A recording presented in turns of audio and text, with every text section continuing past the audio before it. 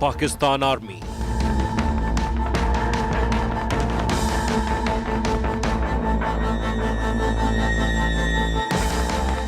Pakistan's brutal crackdown on Baloch protesters.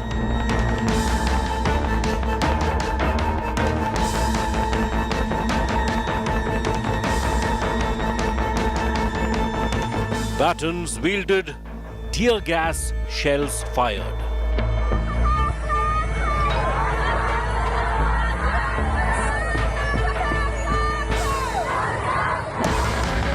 Internet services suspended in Quetta.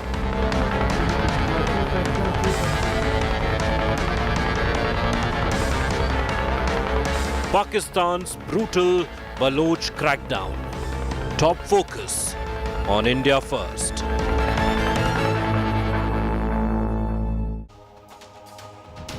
Pakistan Army is reported to have unleashed its hard state power on unarmed Baloch protesters seeking the recovery of enforced disappearance victims. The Pakistan Army, according to Dr. Maharang Baloch, she's a Baloch rights activist, in a statement on social media platform X, opened fire on unarmed protesters. Now, she says one protester is dead. There are several who've been shot at and are injured. What's the bigger picture that's emerging from Pakistan? It's a country in turmoil. Pakistan's Minister of State for Internal Security has been quoted in Pakistani media as saying, in Pakistan, more than 1,000 people have either been killed or injured just in the past 3 months from the 1st of January 2025. Is Pakistan repeating its mistake made in then East Pakistan before the 1971 war when Bangladesh was born? Even then, Pakistan had unleashed untold brutality on Bengalis in East Pakistan.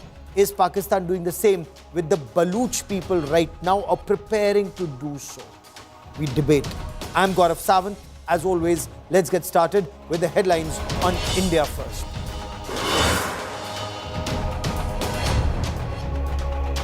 Fire at the residence of a judge of Delhi High Court. CJI Collegium orders an investigation of fact-finding by the Chief Justice of the Delhi High Court. BJP asks, bearer of justice or merchant of injustice?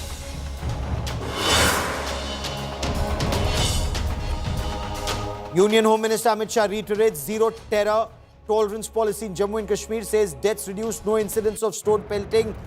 Mega investment since abrogation of Article 370 in Jammu and Kashmir. Stone pelting में नागरिकों की मृत्यु 112 और जख्मी 6000 हुए थे. अब stone pelting ही नहीं है तो मृत्यु या जख्मी होने का सवाल ही नहीं.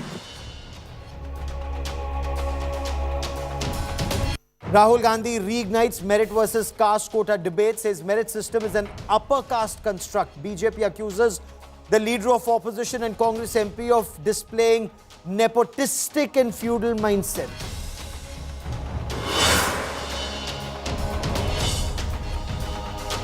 Full Nataka on in Karnataka Assembly. BJP MLA suspended and evicted over honey trap charges. BJP demands resignation of Chief Minister Siddaramaiah.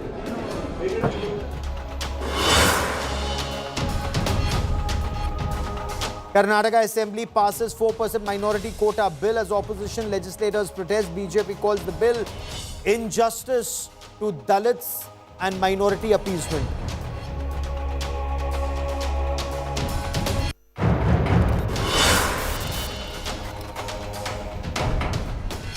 Pakistan Army Chief General Asim Munir recently, flanked by DG ISI on one side and Pakistan's Director General of Military Operations on the other, demanded clearance for hard action. He wants Pakistan to be a hard state.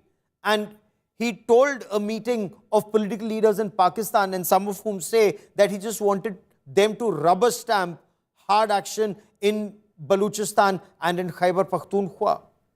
He wants hard action to be taken or Pakistan to be declared a hard state after Baloch insurgents hijacked a train and then targeted a convoy of Pakistani security forces in Balochistan, and then a wave of attacks both in Balochistan and in Khyber Pakhtunkhwa. More than 1,000 Pakistanis have either been killed or injured since January 1 this year. Some in Pakistan argue that the situation is eerily close to what it was before the birth of Bangladesh in 1971. But is it reflected in the brutality unleashed in Balochistan today like it was in East Pakistan against the Bengalis then?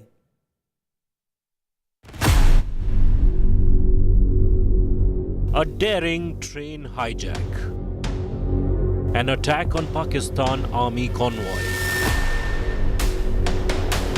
Days after Balochistan Liberation Army's back-to-back attacks, Pakistan has unleashed a brutal crackdown in Quetta.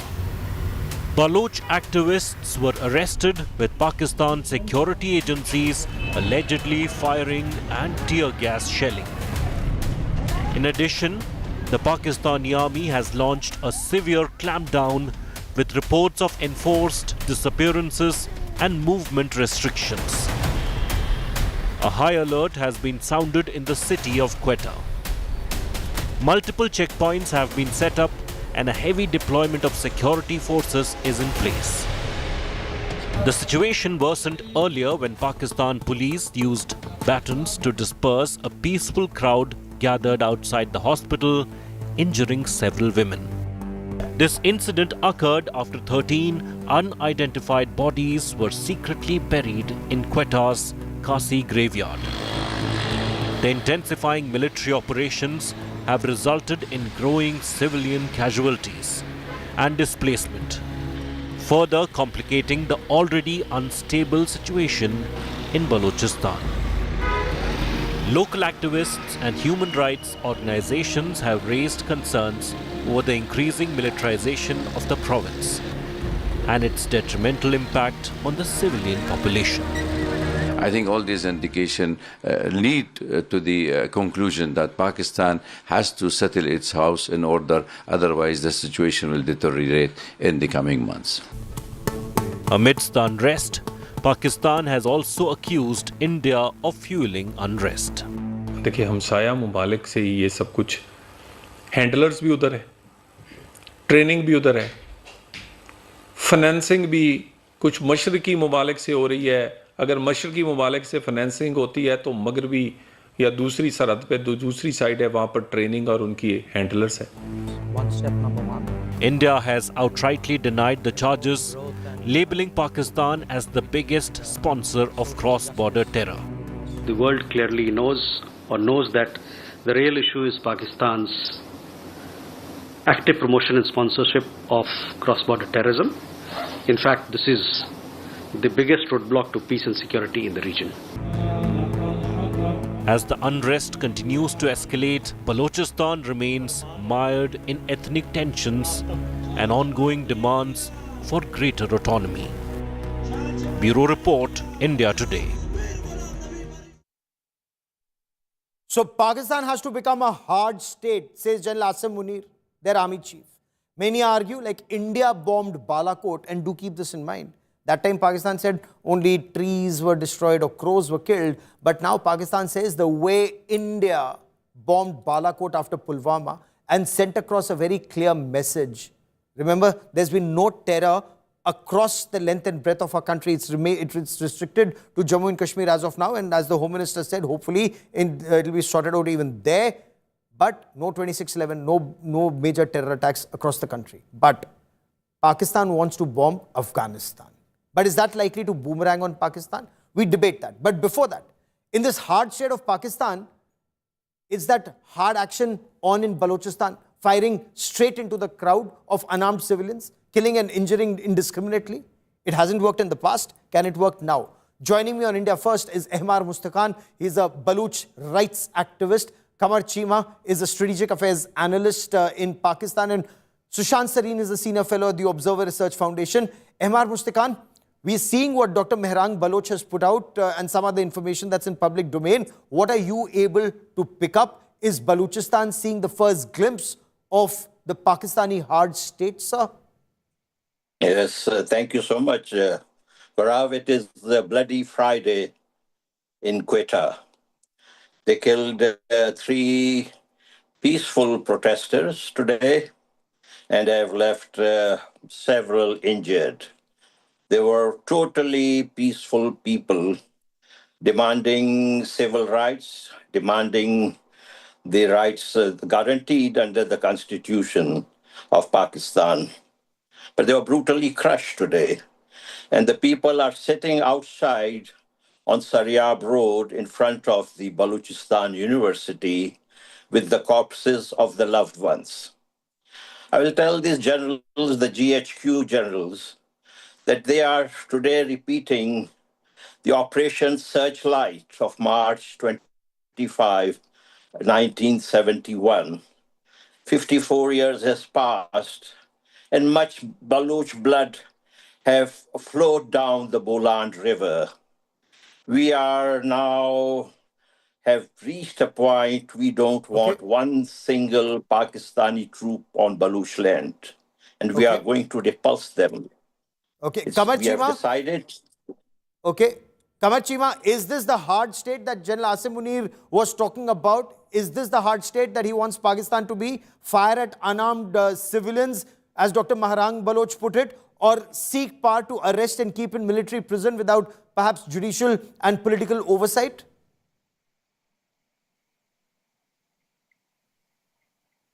Sorry. Well, I think there is a clarity in Pakistan, and that is those who are sympathizers, abettors, financiers, supporters of the terrorist organizations, they will definitely be dealt with the iron hand. And on this question of this hard state where the military and the government do believe that we need to act aggressively in terms of development, in terms of winning hearts and minds, and in terms of using force against the terrorists. So Pakistan's approach regarding hard state is very clear, that these terrorists who have been continuously financed, continuously been supported by India, where the former Prime Minister Manmohan Singh did accept at the Sharm el-Sheikh that we will look into this matter, but after that the late Prime Minister was was put in dock, in fact, when he came in India. So we are still asking the Indian government that stop supporting these terrorist organizations, stop bringing their people on the अपने घर के अंदर रहे हो, blame India को कर रहे हो, कभी अफगानिस्तान को ब्लेम करते हो, कभी इंडिया को ब्लेम करते हो, कभी ईरान को ब्लेम करते हो, अपने गिरेबान में तो झांक लो। मतलब सर कभी कुछ तो शर्म आएगी, कभी कुछ तो शर्म आएगी। कहाँ इतने बंदे आपके यहाँ मर जाते हैं, कहीं वहां मर जाते हैं, आप छाती पीट के पड़ोसी को ब्लेम करते हो। But let me bring in Sushant Sarin, let me bring in Sushant Sarin. No, I want to bring in Sushant Sareen, because Pakistanis, as far as I am concerned, they're liars, and liars of the highest order. And when 250 Pakistani soldiers were held hostage, well, they got what they deserved, as many in Balochistan say. But Sushant Sareen, is this the Pakistani hard state? Hard action against unarmed Baloch civilians, which Pakistanis will term as terrorists, like Kamar Chima was just doing? Yeah, Gaurav, one is that the Punjabi colonial mindset is being reflected on your channel right now. Now, the thing is that partly they have a problem of comprehension, which is why they say at one level, they say we want to win hearts and minds of the people. And at another level, they say we want to be a hard state, we'll crack down. What have they been doing for the last 25 years? They've been rigging every single election in Balochistan, right? So there's no democracy out there. They've installed their puppets out there. So, the army calls all the shots. The local FC guy and the corps commander in Quetta, they call all the shots. Captains and majors order these so-called ministers and these so-called tribal chieftains around. So there is nothing of civil society left in Balochistan. There is no media operating in Balochistan. There are thousands of people who have gone disappeared. Many of them, there are mass graves being found in Balochistan. They have been catching hold of people and summarily executing them. So what else does a hard state do? There is no law, there is no order, there is no constitutional system in Balochistan, there is no justice in Balochistan. Now, and yet their army is being killed, they are being slaughtered, left, right and center. To do all this, they have been doing it for 25 years. Fat lot of good it's done to them. They can do some more. I don't think it's going to help them too much. It's only going to alienate the people even more. So, Gaurav, 1 second, I'll tell you one final thing. Yes. Psychologically, I think the Baloch have already seceded from Pakistan. Apart from a weaseling like this Sarfaraz Bukti or that other, They have got that Anwar Kakar. There is nobody in Balochistan who speaks in favor of Pakistan. Physically, it will probably be a struggle and it will take time, but psychologically, I think the secession has taken place. Okay. MR Mustaqan, is that also your appreciation? Because, look, why I'm asking the Baloch people this is because there have been multiple waves of Pakistani atrocities in Balochistan, which is recorded in history. You know, so that Qamar Chima, and I'm sure Qamar Chima, you've read about General Tikka Khan, why he was known as the butcher of Balochistan. We don't call him that. I mean, again, you'll blame India. India called him butcher of Balochistan. We did not. The Pakistanis know him as butcher of Balochistan. He was incidentally the same butcher of Bangladesh. You lost East Pakistan because of people like him. Are you on the verge? And I want to first bring in, MR Mustaqan. So Tikka Khan was butcher of Balochistan. Jal Musharraf used heavy weapon. 80 GMs we are told against Nawab Akbar Bukti. Could Asim Munir, General Asim Munir, be General Tikka Khan 2.0, the new butcher of Balochistan? Yeah. See, the thing is, this is the fifth attempt by the Baloch to regain their statehood. There have been 4 previous uprisings. And this is the 5th one, and it is running now for almost 20 years. Now it is, you see, a very matured. The youths of Balochistan, I salute them.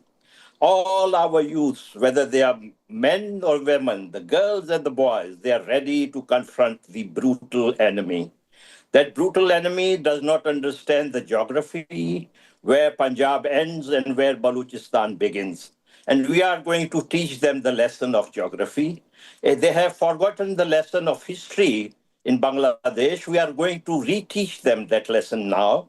You see, this nonsense of hard state, he came to parliament and talked about hard state, and the better Sharif, which is Mr. Nawaz Sharif, he did not attend that. He did not attend that. He doesn't like this, his younger brother, who has become total toady of the GHQ. And I'll tell you one thing. What we have heard is that the Corps commander in Quetta, he does not agree with what they are doing, but the sector in charge of the ISI and the 3 guys that you mentioned, the 2 guys which were sitting with this Asim Munir, they all believe in just using brute force. They have used brute force, and where have they reached? And now I want to put that question to Qamar Chima. I want to put that question to Qamar Chima. Sir, you know what happened with General Tikka Khan's actions in Balochistan. You know what happened after General Pervez Musharraf's actions in Balochistan. What does General Asim Munir intend to do differently this time in Balochistan? And is the problem even larger this time? Because Khyber Pakhtunkhwa is also on fire. So there are 2 fronts, and there's some conversation, sir, that Pakistan intends to use air power against Afghanistan. Would that be opening a 3rd front? And can you afford to do that, sir?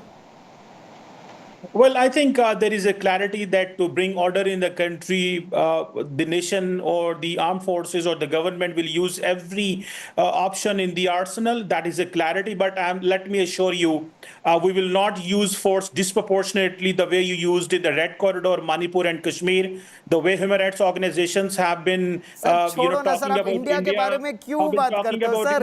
Sir मत बात किया करो, आपकी औकात से बहुत ऊपर का देश है. आप खुद ही कह चुके हो. You cannot compare yourself to India. You cannot commit atrocities the way you did in Manipur. Sir, have a heart. The European Union did say. Sir, सब हमारे देश में आते हैं, कोई आपके देश में नहीं आता. Entire European Union was here in our country. Come on, yeah, Qamar Chima.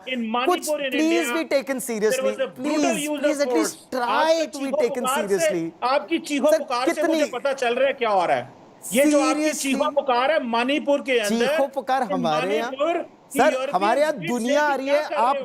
आप भी okay, I want to bring in many people ask me why I bring guests from Pakistan. It's for comic relief. It's only for comic relief. We'd like to have some jokers on air, but Sushant Sareen for the serious aspect of this. Qamar Chima will make jokes, but then Pakistan has become a joke. Sushant Sareen, they did a Zarbe-Azb, they did a Raddul Fazad, then they did a Azme Istikam, and then their army chief, who's quite like a Maulana, says something to the effect that these are all Khawarij or some Kharjis. whatever that may mean. You know, you'd expect a military officer to go fight war instead of preaching from the pulpit, but that's exactly what he intends to do. But tell me this, can they take on the might of the Baloch, the Pashtuns, who are now better armed, better trained, better motivated? What's your appreciation of the situation on ground? Yeah, so Gaurav, here is the thing. One, I think you're right. You get these guys from Pakistan.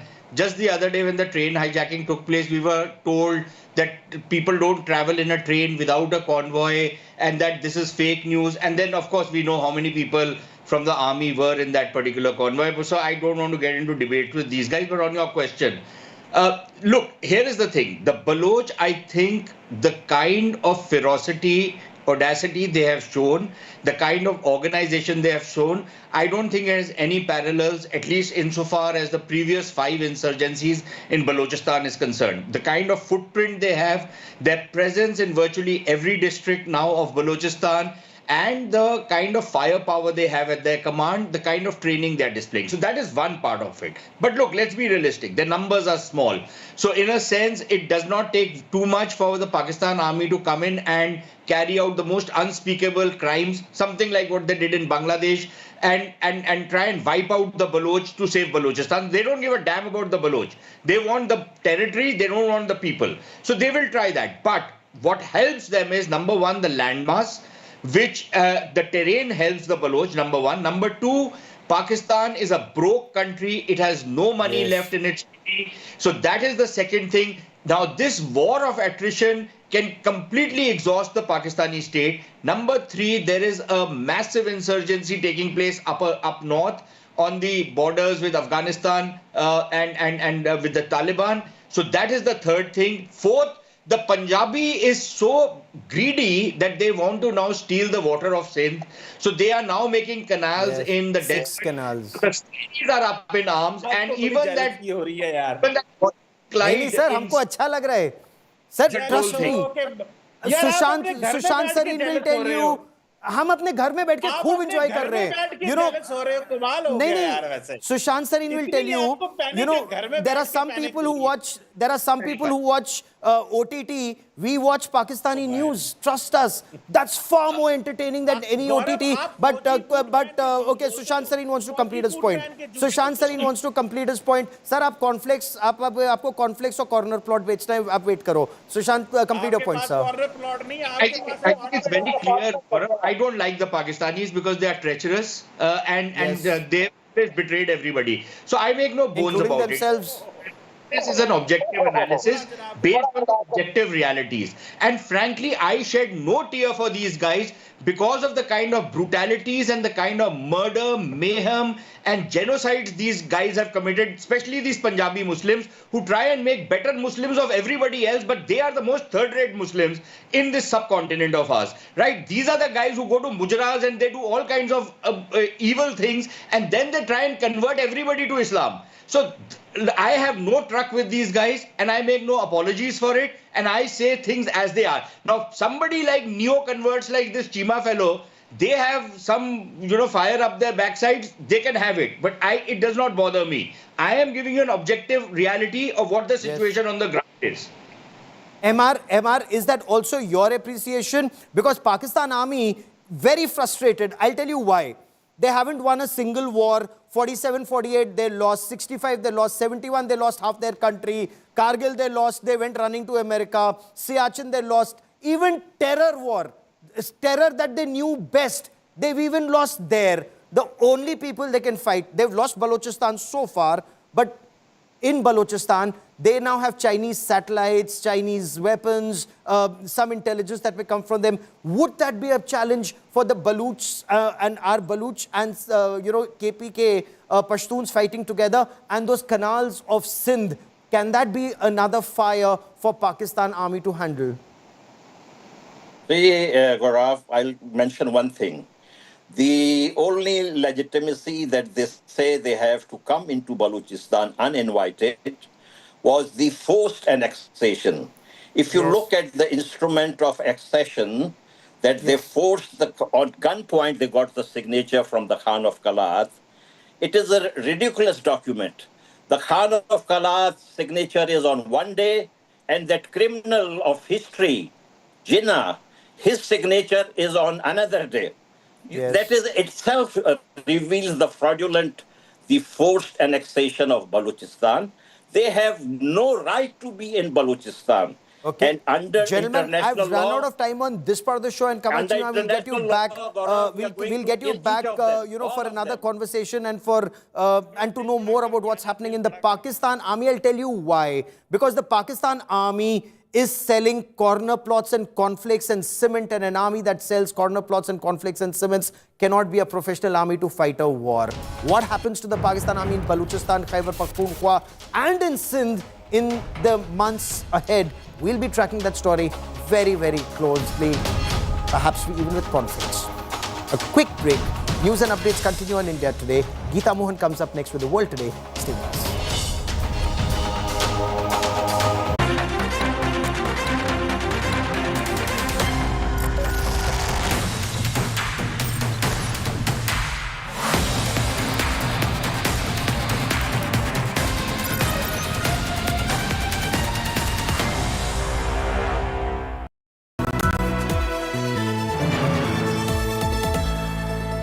Motorola Razr 50 Ultra comes with Google Gemini.